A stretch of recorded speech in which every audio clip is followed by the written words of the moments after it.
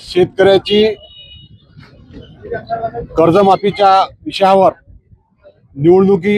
विधानसभेच्या निवडणुकीमध्ये या राज्याच्या मुख्यमंत्र्यांनी जे आश्वासन दिलं होतं की संपूर्ण शेतकऱ्याची कर्जमाफी या ठिकाणी आम्ही देऊ म्हणून, परंतु आज आपण जर पाहिलं असेल जो शासनाने GR काढला त्याच्यामध्ये 2019ला ज्या शेतकऱ्यांचं कर्ज माफ झालेलं आहे त्या शेतकऱ्यांना 50,000पर्यंत कर्जमाफी आणि अनेक त्याच्यात निकष लावलेले आहेत। उदाहरणार्थ दाखल झाले तर संस्थेचा एखाद्या सहकारी संस्थेचा जर एखादा पदाधिकारी असेल तर त्याचं कर्जमाफी नाही, कोणी नोकरीवर असेल त्याचं कर्जमाफी नाही।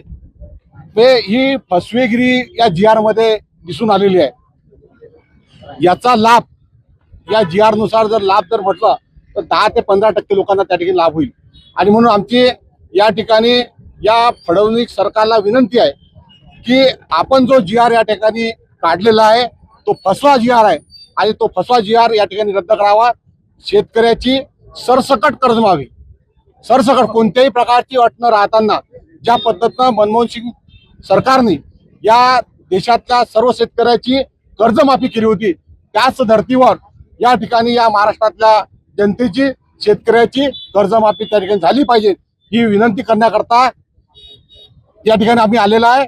आणि जो GR आहे, जो फसवा GR आहे त्याचा निषेध या ठिकाणी आम्ही तो जाळून या ठिकाणी केलेला आहे। तो GR जाळून आम्ही या ठिकाणी केलेला आहे। आणि मी या ठिकाणी परत आपल्याला सांगू इच्छितो की ज्या पद्धतीनं या ठिकाणी शेतकऱ्याची जे दिशाभूल या ठिकाणी सरकार करून राहिलेलं आहे ते दिशाभूल बंद करण्याचं काम या ठिकाणी सरकारने करावं।